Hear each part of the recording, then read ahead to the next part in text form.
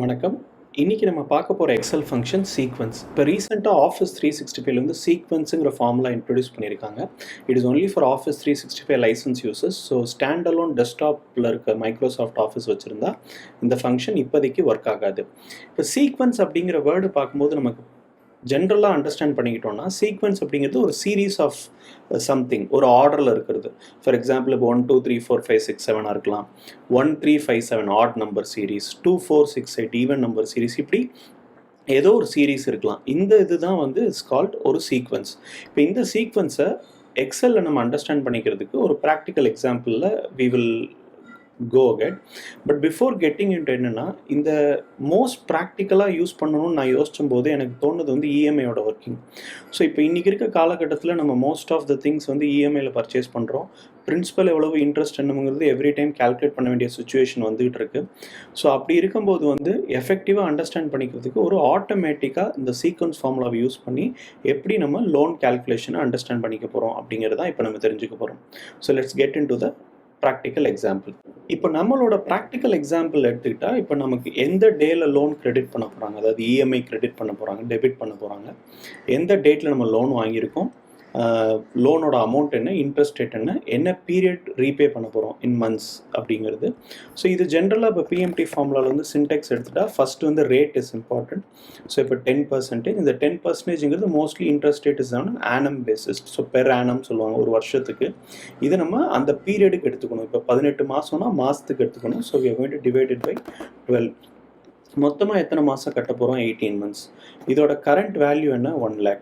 இப்போ அடுத்த ரெண்டு ஃபீல்டு, ஃபியூச்சர் வேல்யூவும் டைப்பும் அப்படிங்கிறது என்ன பண்ணால், ஃபியூச்சர் வேல்யூங்கிறது at end of the loan முடியும் போது 18 months முடிஞ்சதுக்கப்புறம் ஏதாவது பேலன்ஸ் வேல்யூ இருக்கணுமா அப்படிங்கிறத சொல்கிறதுக்கு தான். இதை நம்ம கொடுக்கலன்னா இட் டிஃபால்ட்டாக டேக் இட் அஸ் 0. அதே மாதிரி டைப்பை பொறுத்த வரைக்கும் எப்படின்னா, பிகினிங் ஆஃப் த பீரியடா எண்ட் ஆஃப் த பீரியடா. 0 அப்படிங்கிறது வந்து எண்ட் ஆஃப் த பீரியட் தான் இன்ட்ரெஸ்ட் கால்குலேட் பண்ணும். 1ங்கிறது வந்து பிகினிங் ஆஃப் த பீரியட். நம்ம இக்னோர் பண்ணால் பை டிஃபால்ட் எல்லா லோனும் கால்குலேட் பண்ணுற மாதிரி எண்ட் ஆஃப் த பீரியட் எடுத்துக்கும், 0வாக எடுத்துக்கணும். ஸோ இது ரெண்டும் நம்ம டிஃபால்ட்டாக இருக்கட்டும்னு விட்டுருவோம். இப்போ இது வந்து நெகட்டிவில் காமிக்கும் இந்த பிஎம்டி ஃபார்முலா, விச் மீன்ஸ் பிஎம்டிங்கிறது இஎம்ஐ கால்குலேஷன். இஎம்ஐங்கிறது என்ன? கேஷ் ஃப்ளோ, நம்ம கையை விட்டு வெளியில் போகிற கேஷ். அப்போ it has to be negative இல்லையா? So anything which is out ஃப்ளோவாக இருக்கிறது எல்லாமே நெகட்டிவாக பாயிண்ட் அவுட் பண்ணுவோம். அதனால தான் பிஎம்டியோட ஃபார்முலா யூஸ்வலாக மைனஸாக இருக்கும். ஃபார் டிஸ்க்ளோஷர் ரெப்ரசன்டேஷன் பர்பஸ்க்காக நம்ம இங்கே மைனஸ் போட்டு will treat it as a positive value. Okay, now இப்போ சீக்வன்ஸ் ஃபார்முலாக்குள்ளே போகலாம். இதை எப்படி நம்ம யூஸ்ஃபுல்லாக எடுத்துக்க போகிறோம் அப்படின்ட்டு. ஸோ இப்போ என்னோட எந்த tenure, what is the period, எந்தெந்த மந்தோட இஎம்ஐன்னு கால்குலேட் பண்ணுறதுக்கு நான் சீக்வன்ஸ் ஃபார்முலா யூஸ் பண்ண போகிறேன். சீக்வன்ஸோட சின்டெக்ஸில் வந்து ஃபஸ்ட்டு வந்து எத்தனை ரோக்கு எனக்கு ரிப்பீட் பண்ணணும், இந்த சீக்வன்ஸ் வந்து எத்தனை ரோ க்ரியேட் பண்ணணும். இப்போ நமக்கு வந்து 18 ரோஸ்க்கு க்ரியேட் பண்ணணும். காலம் ஒரே காலம் தான். ஸோ நம்ம கொடுக்கலன்னா it will by default treat it as 1.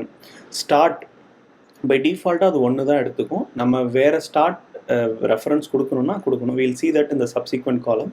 அது மாதிரி ஸ்டெப் எவ்வளோ இன்க்ரீஸ் பண்ணணும், என்ன சீக்வன்ஸில் போகணும். இந்த கேஸில் இட் இஸ் 1 தான். ஸோ எதுவுமே கொடுக்கலன்னா பை டிஃபால்ட் அது 1ன்னு எடுத்துக்கும். ஸோ இப்போ I'm closing it. So straight away spill formula மாதிரி 1 to 18 எனக்கு அது ரிப்பீட் பண்ணிட போகுது.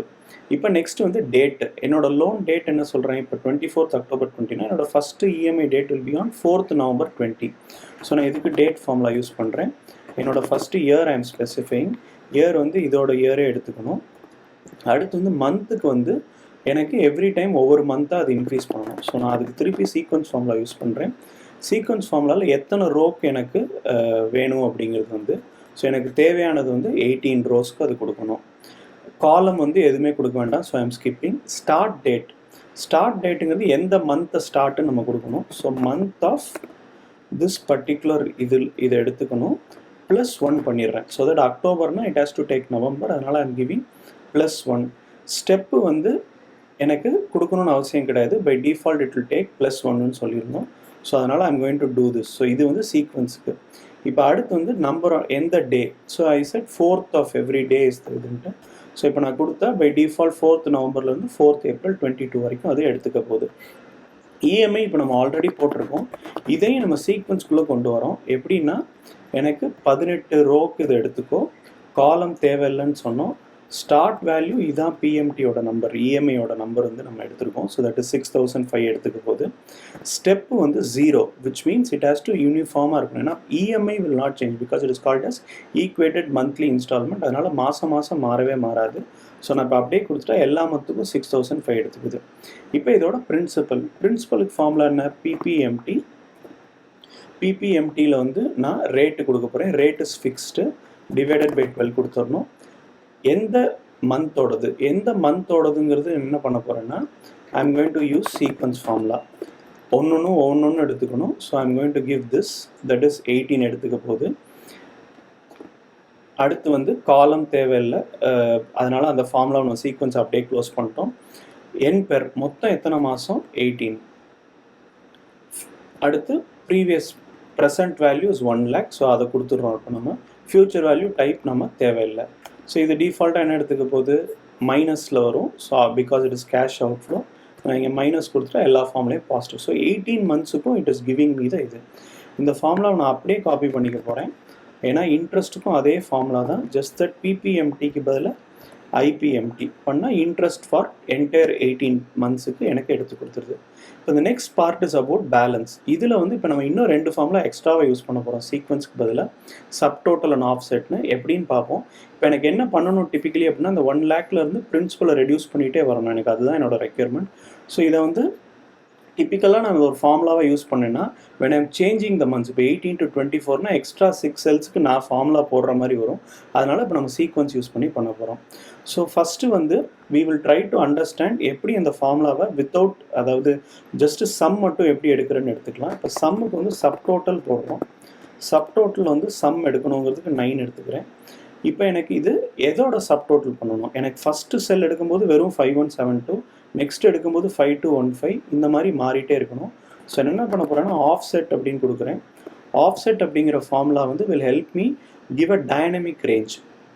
ஸோ இப்போ நான் இந்த பர்டிகுலர் ரெஃபரன்ஸ் தான் எனக்கு அது பண்ணணும். எத்தனை ரோ வேணும் அப்படின்னா, ஒவ்வொரு ரோக்கும் அந்தந்த ரோ மட்டும் இன்க்ரீஸ் பண்ணணும். So I'm not going to give row. காலமும் இந்த ஒரு காலம் தான். So I'm not changing. Height வந்துங்கிறது எத்தனை நம்பர் ஆஃப் ரோஸ்க்கு இந்த ஃபார்முலாவை ரிப்ளிகேட் பண்ணணும் அப்படிங்கிறதுக்கு. எனக்கு என்ன பண்ணணும்னா, 1 இருக்கும்போது 1 எடுத்துக்கணும், 2 இருக்கும்போது 1 and 2. So I'm going to use this and use this as key use பண்ண போகிறேன். ஸோ இது என்ன பண்ணணும்னா 1 to 18 ரேஞ்சாக எடுத்துக்கிச்சு. இப்போ நீங்கள் பார்த்தீங்கன்னா நான் எம்டி செல்ஸோட ரேஞ்சை அப்படியே எடுத்துக்கிச்சு 1 to 18ல். ஸோ A13 கொடுத்தா 1 மட்டும் எடுக்கும், A13 ஆஷ்ன்னு கொடுத்தா அந்த ஃபுல் சீக்வன்ஸ் எடுத்துக்கிச்சு. வித்து நான் கொடுக்க வேண்டாம். So I am just closing off the formula. சப்டோட்டலோட ஃபார்முலாவையும் க்ளோஸ் பண்ணிடுறேன். ஸோ எனக்கு இது சம் கொடுத்துருது. இப்போ எனக்கு தேவை என்ன? Closing balance. So what I'm going to do, இந்த ஃபார்முலாவில் இந்த 1 lakh மைனஸ் சப்டோட்டல் பண்ண போகிறேன். ஸோ இப்போ பார்த்தீங்கன்னா at the end of the 18 month 0ன்னு எனக்கு காமிச்சிருது. ஸோ இதுதான் இப்போ நம்ம கண்டுபிடிச்சிருக்க டைனமிக் ஃபார்முலா. ஸோ நான் மந்த் சேஞ்ச் பண்ண everything will change. I need not reformat, I need not rework. So இந்த ஒரு சீக்வன்ஸ் ஃபார்முலாவை ஒவ்வொரு காலம்ல நான் யூஸ் பண்ணுறது மூலமாக இதை டைனமிக்காக மாற்றிடுறேன். செக் பண்ணி பார்க்கலாமா? ஸோ இப்போ 12ன்னு போட்டால் 12 monthக்கு மட்டும் வந்துடுது. Everything is getting reset. PMT, principal, interest எல்லாமே மாறிடுது. 24 அப்படின்னு போட்டால் பார்த்தீங்கன்னா 24 வந்துடுது. So everything is getting reset. Whatever number of months, இப்போ 6 months போடுறேன்னா 6. So for every month it is getting reset whatever number of amount. இப்போ நான் அமௌண்ட் வந்து 1 lakh இல்லை 2 lakh மாத்திரேன்னா it is changing for 2 lakhs. So everything is change dynamic. இதில் இந்த ஃபார்மேட்டிங்கும் மாறுது இல்லையா? இந்த ஒவ்வொரு ஃபார்மேட்டுமே மாறுது. இந்த ஃபார்மேட் மாறுறதுங்கிறது இன்னொரு செப்பரேட் வீடியோ பார்ப்போம் because it's a big thing. Conditional formatting மூலமாக நிறையா நம்ம மேஜிக் ட்ரிக்ஸ் பண்ணலாம் எக்ஸலில். ஸோ அதை நம்ம இன்னும் செப்பரேட் வீடியோவை பார்ப்போம். ஸோ இந்த வீடியோவை பொறுத்த வரைக்கும் we have just understood sequence ஃபார்முலாவை யூஸ் பண்ணி எப்படி ஒரு பிஎம்டி, அதாவது லோன் இஎம்ஐ எப்படி ஆட்டோமைஸ் பண்ணியிருக்கோம், ஆட்டோமேட்டிக்காக டிரைவ் பண்ண வச்சுருக்கோங்கிறது தான். Hope it was useful for you. Thank you all.